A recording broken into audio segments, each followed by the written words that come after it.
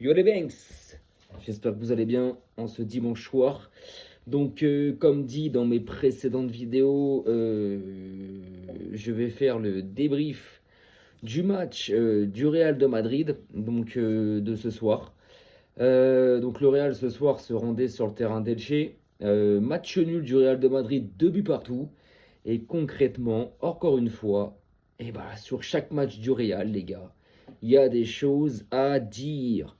Vamonos, j'espère que vous allez bien, j'espère que vos proches se portent bien et que vous aurez passé un bon week-end. Donc, nouvelle vidéo par rapport à ce match et à cette nouvelle corruption du Real de Madrid. Concrètement, les gens qui me suivent ou pas, ils vont se dire c'est un Barcelonais, il n'est pas objectif. Je vais essayer d'être le plus objectif possible. Et avant de faire cette vidéo, je suis parti, c'est pas que je suis parti, j'ai discuté avec des potes madridistes, donc des potes personnels à moi, madridistes. Je suis parti sur les réseaux sociaux. J'ai aussi vu quand même les 2 buts du Real de Madrid. Et mes potes, ou les gens des réseaux sociaux, donc les pros madrilènes, ou mes potes madrilènes, sont concrètement, mais genre déçus. Genre, je dirais pas qu'ils sont habités de la honte, mais genre si, ils ont honte parce que ce soir, le Real de Madrid a encore une fois corrompu un match de football. À tous les matchs du Real de Madrid, il y a une corruption. Donc, score final 2-2. Vous allez me dire, en tant que Barcelonais, c'est un score qui vous arrange. Ils ont qu'un point d'avance. Et ça nous arrange, ok. Mais de base, ce soir, le Real ne doit même pas marquer un but. Ne doit même pas prendre un point. Le Real, ce soir, a encore une nouvelle fois volé. Et le pire dans tout ça, c'est que c'est voyant, en fait. Tu prends l'égalisation du Real. Bellingham, bon, c'est Huchen qui met le but égalisateur. À un partout parce que c'est Elche qui ouvre le score. Mais Bellingham, les gars, il fait une passe décisive de la main. De la main. On le voit au ralenti. On le voit à la VAR. Bon, ils n'ont pas appelé la VAR. Mais au ralenti du but, on voit qu'il y a main. On voit qu'il y a main. Pour tout autre club, l'arbitre aurait fait appel à la VAR ou l'inverse. La VAR aurait appelé l'arbitre et ils auraient annulé le but. Si ça aurait été l'adversaire du Real. Tu vois ce que je veux dire?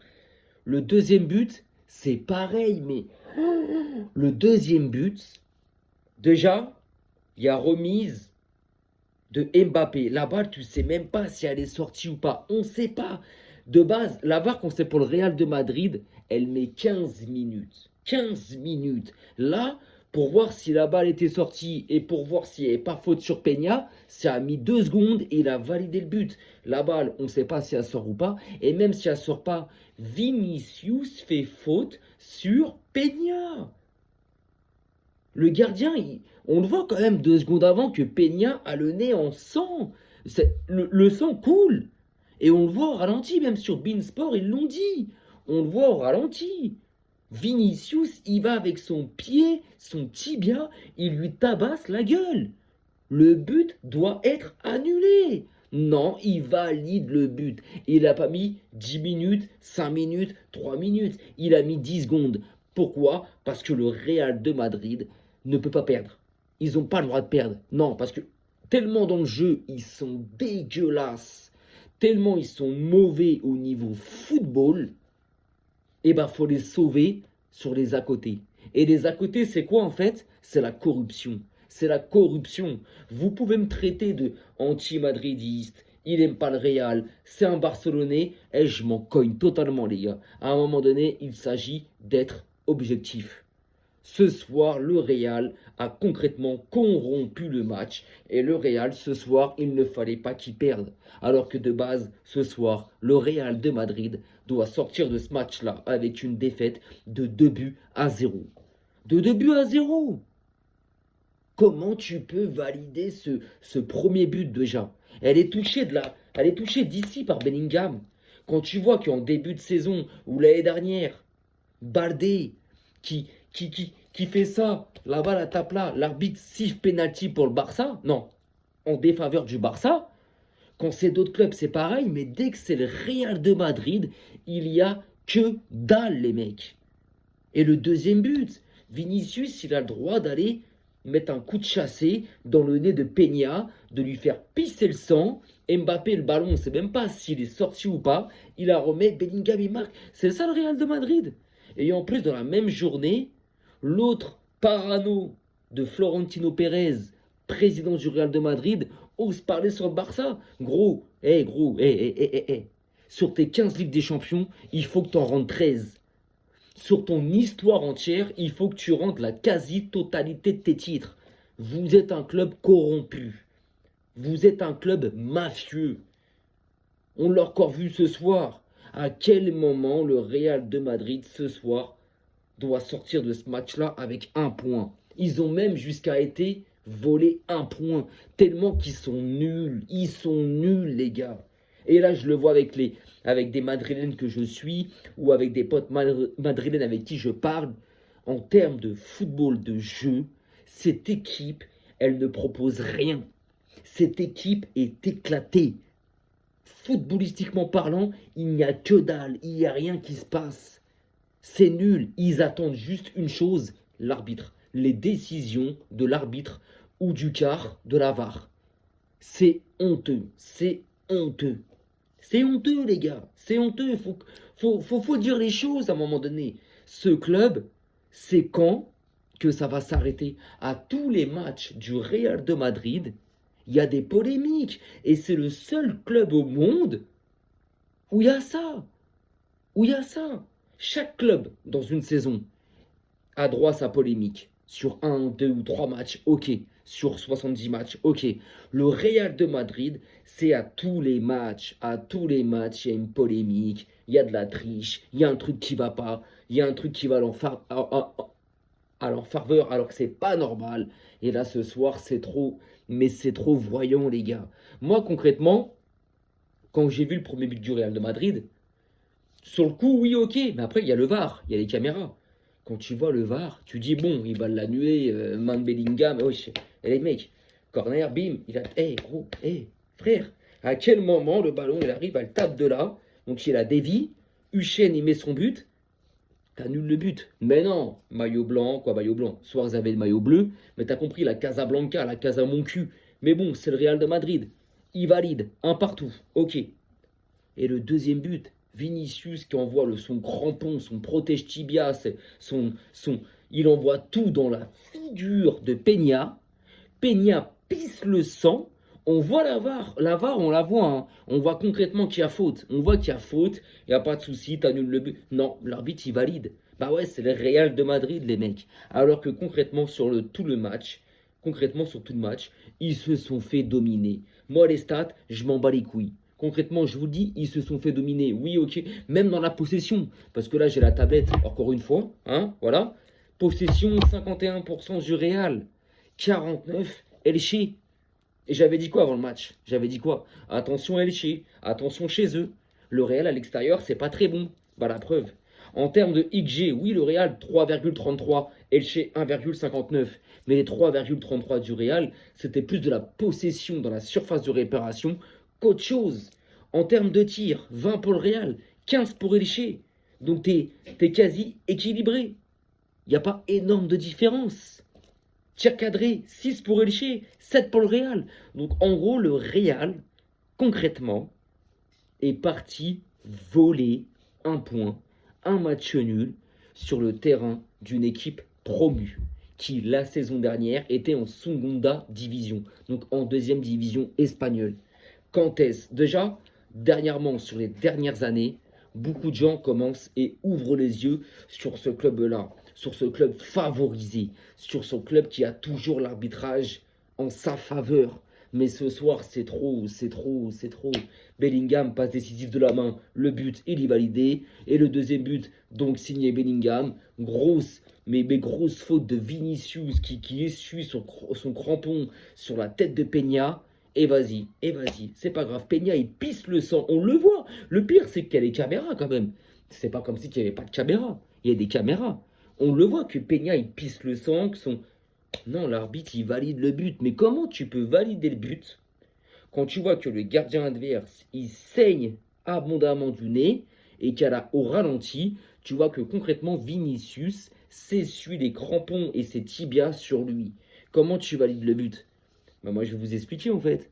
Parce que Omanez, Javier Tebas, président de la Liga, pro-madridiste, pro-madrilène, supporter du Real de Madrid, hein, j'ai des photos, des vidéos pour le prouver, et Florentino Pérez, le plus grand mafieux, et lui, cette enflure de président madrilène, dans la journée, ose parler du Barça. Alors que le soir même, tu voles. Ils sont tellement nuls, footballistiquement parlant, que sans arbitre, ils n'arrivent pas à gagner les matchs. Donc maintenant, vous venez de faire 2-2. Vous reprenez la première place avec 1 point d'avance. Certes, mais concrètement, ça me fait ni chaud ni froid.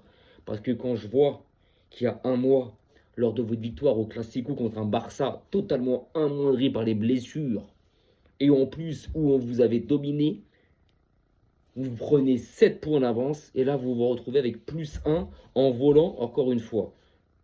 Mais concrètement, les mecs, arrivé à la trêve hivernale, je crois qu'elle est entre le 19 et le 20 décembre, je vous le dis clairement, vous ne serez pas premier de Liga. Et quand bien même vous serez premier, à la fin de saison, vous ne serez pas champion. Vous ne serez pas champion. Parce que concrètement, le Real, c'est mauvais, c'est nul. Il n'y a rien, les gars, il n'y a rien, il n'y a rien. Défensivement, Huchen, j'en entendais Huchen. C'est tellement fort, c'est exceptionnel. Moi, depuis qu'ils l'ont recruté avec Carreras, je trouve que c'est faible. Je trouve que c'est faible. C'est faible. Et on l'a encore vu ce soir, Huchen. Huchen, c'est... Je vais reprendre les propos de Rice. Pour ceux qui le connaissent, c'est un madrilène, supporter madrilène, un youtubeur très reconnu, très connu, très suivi par des gens, par beaucoup de gens, qui ce soir a honte de ce match nul et qui ce soir a honte de Huchen. C'est mauvais. Mbappé, si ça joue pas pour lui, c'est mauvais. Bellingham, c'est mauvais. C'est mauvais. Leur équipe est mauvaise. Il n'y a rien qui se passe. Il n'y a pas de foot. Il n'y a pas de système de jeu. Il n'y a pas de... Il n'y a rien. Il n'y a rien en fait. En fait, tu as l'impression que cette équipe-là, elle joue au hasard. On fait tourner le ballon. On envoie le ballon dans la surface. Au pire, individuellement, on va peut-être s'en sortir sur une action individuelle, tant mieux. Ou sinon, comme à l'époque des Ramos, etc., en 2017-2018, Inch'Allah, un centre, Inch'Allah, une tête et un but. Voilà, c'est concrètement ça. Donc moi, ce club-là ne m'inquiète pas. Pour moi, c'est mon avis, ce club-là fera une saison blanche. Et si vraiment le Real de Madrid, cette année, prend un titre, donc Liga, je pense pas, mais on va admettre, on va prendre dans le admettons, tu vois.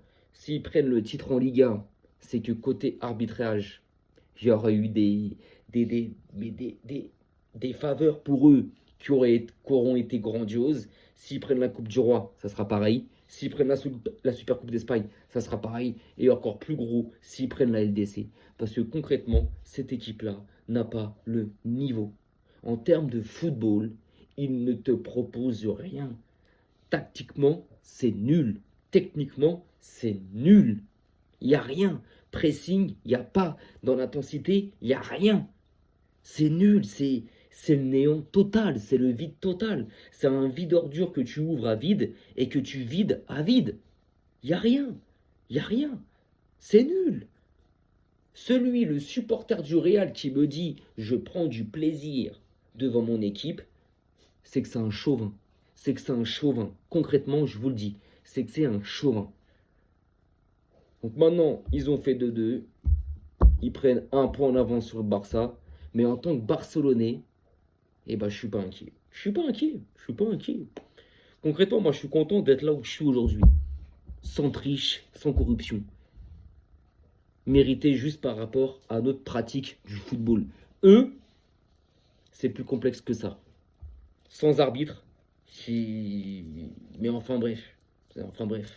Ceux qui arrivent encore à la défendre, c'est soit des fans, des groupies, qui ont les yeux fermés, qui sont des footix, qui comprennent rien au football, ou soit en fait c'est des gens perdus en fait qui suivent pas le football totalement. Parce que là, ce soir, le Real de Madrid, on a insisté à un vol de malade. Et encore une fois, hein, regardez le temps additionnel qu'il a mis.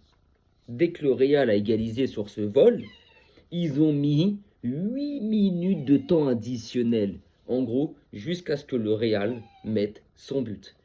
Ils l'ont pas mis, heureusement, mais franchement, c'est abusé. Donc les gars, il y en a qui vont être d'accord, d'autres pas d'accord, mais je pense que là, il y a 85-90% des gens qui seront d'accord avec moi que ce club-là est trop favorisé. Faut arrêter, faut arrêter. Et ce soir, c'est trop. À quel moment tu valides un but où la passe décisive, elle est faite de la main, et le deuxième but égalisateur, il y a une grosse faute sur le gardien, il pisse le sang du nez, mais non, vas-y. Et tu voyais dans le comportement des joueurs d'Elche, au moment où ils valident le but, comment ils jettent leurs bras en l'air. Genre, vas-y, c'est bon, vas-y, c'est bon. Et en plus, Elche prend un carton rouge à la 93e. Donc, tout était fait à partir du moment où le Real a égalisé à 2-2. Tout était fait avec le temps additionnel offert au Real de Madrid. Et ce carton rouge, tout était fait pour que le Real puisse gagner ce match-là. Mais tellement qu'ils sont dézingués et flingués, footballistiquement parlant, ils n'ont pas réussi. C'est pas grave. Ils prennent un point, mais franchement, il n'y a pas de souci. Personne n'est inquiet. Il faut juste relever l'avantage et la corruption de ce club-là. Les mecs, je vous souhaite une bonne nuit, un bon début de semaine pour demain, un bon courage et force à ceux qui bossent. Et puis on se retrouve cette semaine en milieu de semaine pour la Ligue des Champions. Le Barça, ça sera mardi contre Chelsea à 21h. Et puis écoutez, prenez soin de vous, prenez soin de vos proches. Et on se dit à plus tard. Arrivederci.